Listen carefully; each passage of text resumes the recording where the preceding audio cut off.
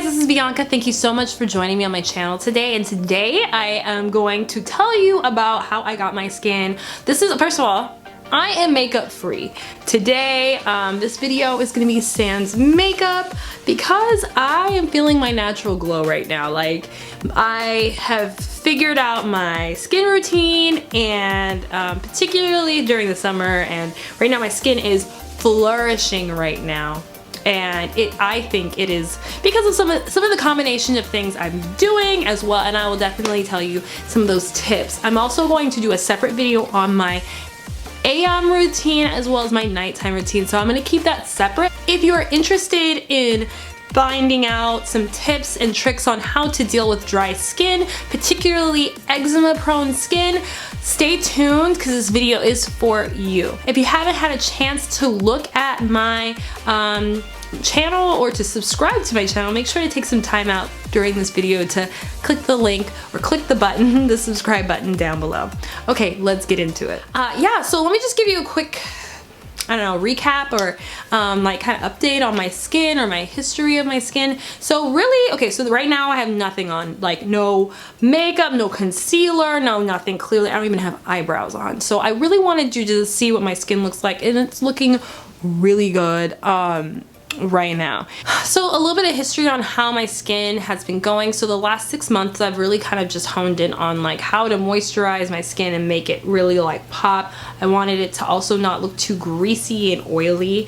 I have dry skin again, so if you are looking for a regimen, this is probably not for you if you have oily skin or even normal skin.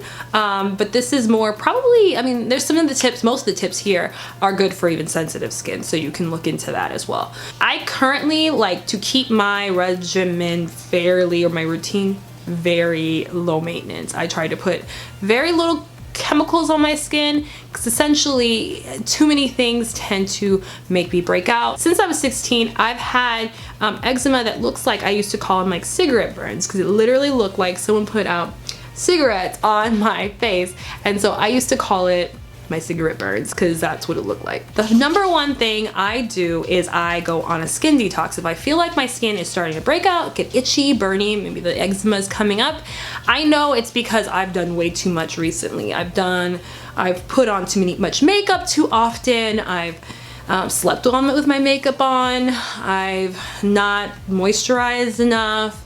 I've been taxing my, or stress. So I've been taxing my skin in some type of way. And so because of that, you know, I try to, once I see like more than one, essentially one patch come up, I basically stop using everything I've been using. So a skin detox is in order. So what does that mean? A skin detox for me means that I stop using makeup, cosmetics, harsh products with sulfates or parabens or anything like that. I just cut all of that stuff out. And so how I wash my face and cleanse it, and again, if you have oily skin, I don't think this is a regimen for you because you have overproduction of oils, so you need to try to remove as much as possible. But for me, I'm trying to keep whatever I can. And again, if you just think of it in the same framework as black hair, you need to put more moisture in and not try to like rinse out all of the oils that you have out of your hair. You want to retain some of the oils and moistures, natural oil and moisture into your skin. So I kind of treat my skin on my face similar to my hair on my head. And if you think of it that way and you have dry skin, that's like probably the best way to look at that. So anyways, so when I wash my face, I just steam my face in the shower. So if I take a shower in the evening and I wake up in the morning, because you know you kind of feel kind of icky when you wake up in the morning, you just wash your face with hot water, close up your pores with cold water. I also like to tone my skin if I'm like in a pinch or whatever, and I'll just go ahead and tone it with some witch hazel.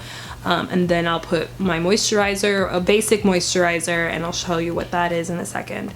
But pretty much I just do that.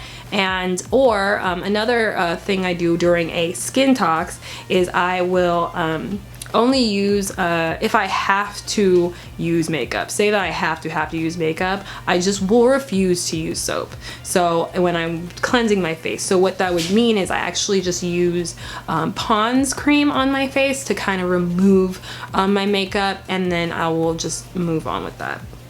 Once I'm done with my skin tox, the whole thing is just to try to maintain my moisture in my skin. So yeah, just during your skin tox, just make sure to refrain from using any harsh chemicals, products, or anything like that that could clog up your pores or just kind of just agitate your skin in any way. And you can just choose to do that for any period of time, like 2-3 days, or as long as it takes for your skin to clear up. Again, you want to live your life and wear makeup and all that stuff, but if you want nice skin under, you're just gonna have to take the sacrifice and go makeupless, or all that. So it is what it is. I know it sucks, but trust me, it's worth it if you just kind of stick with it and just make sure that you just like go minimalistic with your skincare routine. A very common sense tip is to make sure to drink water. So you can drink water. Water is so important for brain function, digestion, as just everything. And so everyone knows, or if you don't know this, pretty much the hydration that you take in goes to all the vital organs, and it goes to your skin last. So the more and more water you drink, the more likely you'll see the consequences and the results from that sooner. And so if you can cut away from, also that kind of is in tandem with drinking less soda and less sweet things and sugary juices and things like that. It's about being healthy, right? So usually someone who drinks more water tends to be a little bit healthier. So it all works in concert with each other to make sure that your skin looks poppin'. Okay, so I like to, every so often, I am not consistent with this, but I like it while I'm doing a skin tox, I will drink apple cider vinegar. Apple cider vinegar has been used throughout history to help, people maintain their health. And so it has countless minerals. And when I'm talking about apple cider vinegar, it's not the Heinz one, it's the organic, unfiltered apple cider vinegar that has the mother in it. And those have all the minerals and the nutrients that you need to help boost your immune system. Sometimes when you have eczema, your immune system is suppressed because of stress, because of anything. And so yeah, it does help increase your immune system. It's very helpful to use apple cider vinegar for also your skin, mainly because it has beta carotene, and beta carotene is super important in renewal and regeneration of skin cells. So definitely make sure to pick up a bottle of apple cider vinegar to get your whole body right. Another tip is to make sure to exfoliate regularly. One time I went to get a facial and she was like, do you exfoliate? I'm like, nah. And she's like, girl, you need to exfoliate, because I didn't have pimples, but I had basically raised skin, and that raised skin was basically trapped dirt that skin kind of grew over it, and so it's just kind of stuck and it became this perma bump. And so I needed to exfoliate to help get some of that dirt to the surface, or be able to have an exit to come out, and to be cleansed out. So definitely exfoliate, because that is something that you have to do. Probably if you're not really trying to do that all the time, just do it maybe 2 times a week, and make it super simple with yourself. Just put a little bit of maybe get an exfoliant. Either you can use salt and put that with your cleanser just real quick, and it's you can keep some salt in your bathroom. I use Queen Helen's scrubber. That's really helpful. And again, I'm gonna do my full skin routine so you can just see how I actually do it in the day versus the night. And again, I keep it real simple. I don't try to put too many products in, because I really don't want to, bombard my skin with things, serums and all this stuff. So you'll see in my routine, make sure to look out for it, that I do not want to it's very simple. It's very basic. You will be able to follow it. So another thing is to get yourself, if you have eczema, I would definitely recommend looking for a product that has hyaluronic acid. Hyaluronic acid is a molecule that holds a lot of water itself. I think something about, I think I read somewhere that a gram of hyaluronic acid holds up to a liter of water, which is absolutely ridiculous, but it's great for your skin if you have that layer on your skin, how much moisture it could hold, and the fact that it can just like stay there and keep your skin. That's how I keep my skin really like moisturized. And once I found hyaluronic acid, and I just bought a random brand from Amazon, and I just love it. Honestly, I use this at night. It's kind of like a face mask. During the winter, I would wear it in my face because I wasn't going out that much. But in the sun, you know, sunset a little earlier and stuff, so I could get away with things. But now that I'm in the sun a lot, I am not going out in the sun with anything that has acid on it. So without sunblock. That takes me to the CeraVe AM facial moisturizing lotion with a 30 SPF, broad spectrum SPF, and 30. And it has hyaluronic acid as well as some other mides that help keep the moisture in and keep your face from flaring up or having eczema flare-ups. So mind you, CeraVe is a brand that is promoted by the I guess the American Eczema Association. So make sure to get a bottle of this. If you have any type of eczema, just get a bottle of CeraVe. It is bomb.com, and it has been really saving my life for the summer because I can get my sunblock on. I tried to use another sunblock SPF, and honestly, like, my skin was so dry, it was flaking, everything, it was horrible. So this is the only SPF I can use. I just have to reapply quite often if I'm in the sun for long periods of time. But honestly, I use sunblock only to just like make sure that I don't have damage, because then that's a whole other issue with sun damage. So just make sure to protect your skin out there in these streets. And funny thing, I'm talking about the sun because my next tip is to also get some sun, guys. Vitamin D is so important to your skin. And so I realized that my skin was glowing after I started going out in the sun for longer periods of time.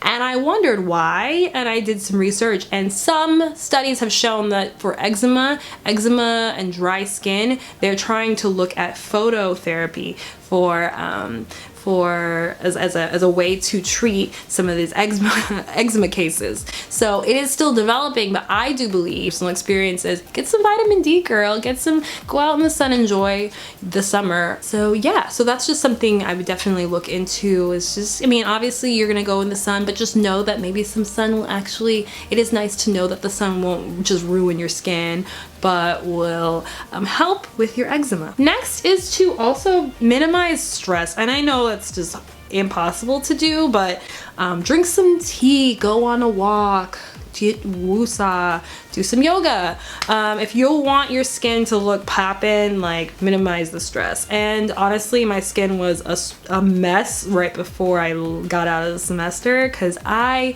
was just, it was a bad semester. It was just very stressful, and I had little breakouts there.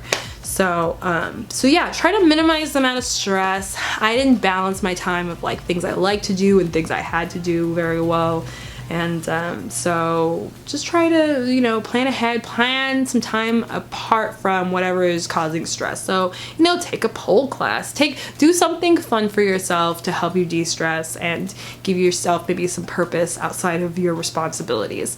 So that is something that I definitely recommend to you. Your skin tells you a lot about how you're feeling and what is going on inside of you. So, I mean, literally all over your body. It will tell you exactly what's going on with you. So, you know, I definitely recommend to go find an herbalist, someone who is versed in knowing how to read the body for signs of what's going on with you, or ailments and stuff like that. I think that's really important to do, so that you can just get a really good holistic view of how you're living and your health, because really your skin is literally the last stop for things. Nutrients, water, moisture, everything.